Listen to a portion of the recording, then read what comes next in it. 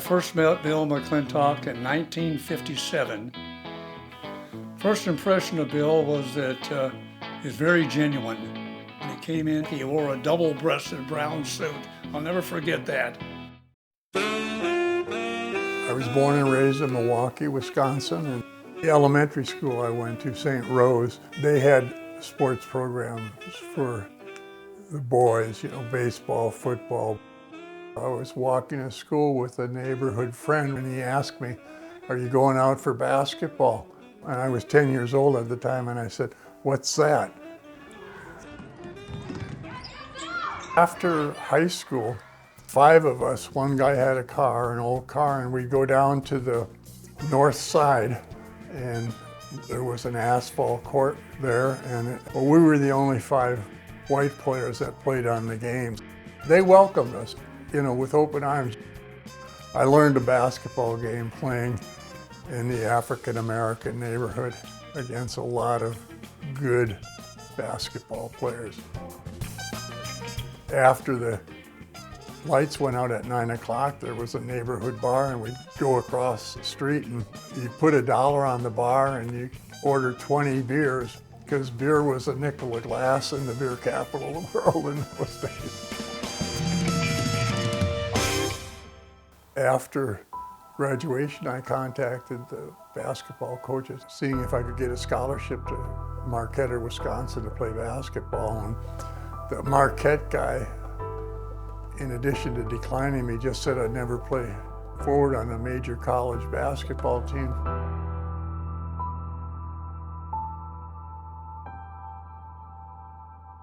They say that one decision in a person's life, can alter its trajectory.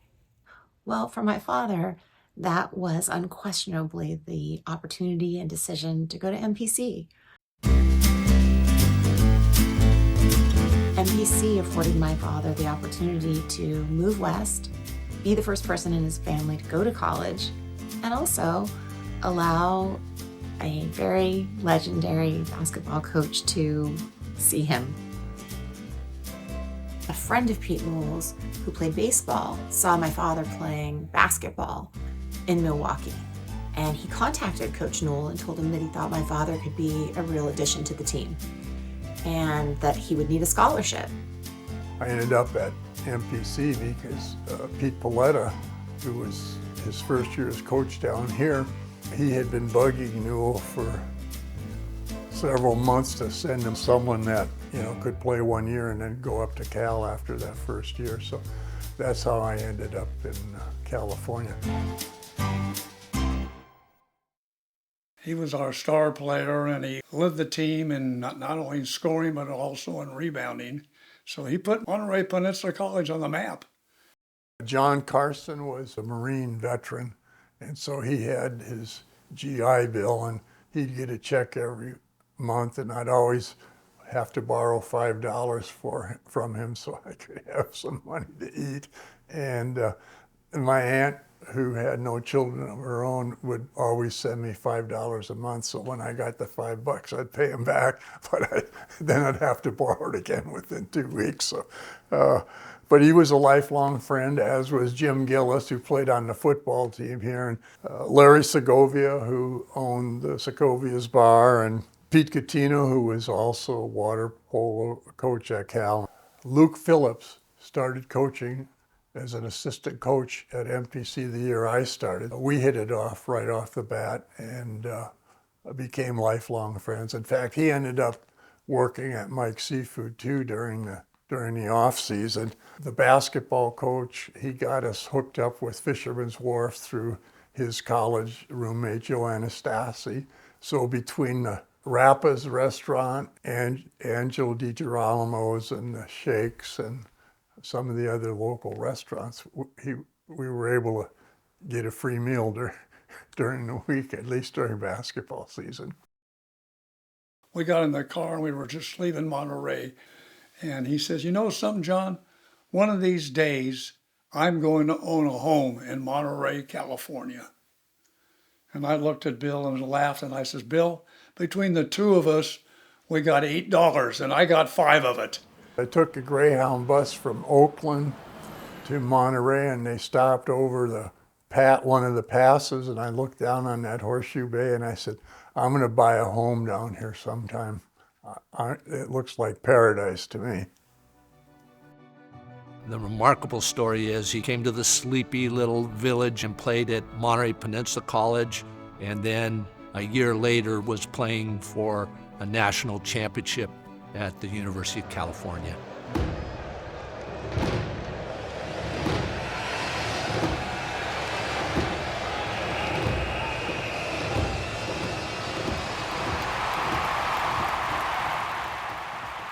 My experience with Pete Newell was that he was teaching athletics, but he was teaching about life, how combination successes are better than individual ones, whether it's in basketball or in life. You learn how to lose, and you also learn how to face adversity. Everyone who played basketball at Cal for Pete Newell graduated from Cal, and those who went into business are much more successful than those of us who went into education. But I wouldn't trade it, because the rewards of seeing a young person graduate and accomplish some things is really heartwarming for me.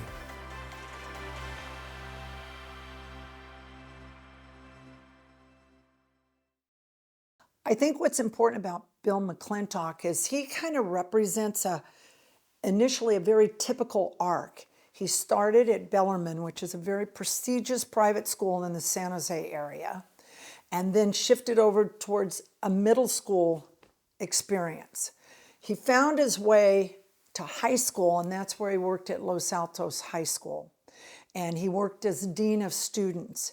And what that represents is you start to find a path that's not just taking care of the traditional student, but you start coming definitely more in contact with the student that is known as at risk. And that's where Bill started to stand out. Next, he moved towards continuation high school, and those kids, this is a last-ditch effort to try to save them. And in '93, he started something called middle college. And middle college is, again, kids that are at risk, but a little different. A lot of times, very, very intellectual, very gifted educationally, but not interested in high school. It doesn't move them. They don't feel connected. They want to get through it and get on to other things. And many of them went on to be very successful. In fact, one or two even getting into Stanford and Cal and Harvard, one gal. And that program's still going after 30 years, so I'm really quite proud of that. When you think of the sports background that Bill had, and obviously that's a huge part of who he is, that really lends itself to working with this population, because you are a teacher, but you are a coach.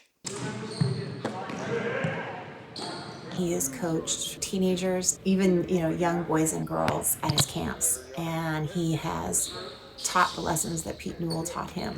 And he has instilled those lessons through sport to many, many young people that he has coached over the years. There you go. All right. He has been able to inspire so many people with that type of competitive nature, but positivity that is contagious. You gotta throw the air pass. As an only child, I was my father's best hope for carrying on the tradition of basketball in the family. And when I finally agreed to play, I think I was about 13 or 14, and I came home and I tried out without telling him for the junior high school team, and I made it. And my father was thrilled. Myself and two of my teammates made the trek to Monterey. We were shocked at the weather and how cold it was during the summer. We didn't pack any sweatshirts. And we were a part of the very first camp, and it was such a blessing. I credit it on helping me have a phenomenal senior season at Idaho State, where I finished my career playing. and very fortunate to have met these people that had a huge impact in not only my playing career, but now my professional career as a coach. Bill, I think of someone with a wealth of knowledge and the generosity of sharing that knowledge. For coaches, that's always a luxury to have somebody of his background. We're always grateful to be able to be recipients of that. It's certainly out of kindness. It's not like they're getting paid to share that information, right? It's just probably the love of the game, love of people, and just the generous nature of who he is. I like to think that I'm a part of the Bill McClintock legacy. I was able to play 7 years professionally after my college career. I think that his knowledge and his investment in me really helped me have that career and have that longevity. And now kind of sparked a different path for me after I finished playing as I got into coaching. I think his legacy is far-reaching, and I'm really proud to be a part of his tree.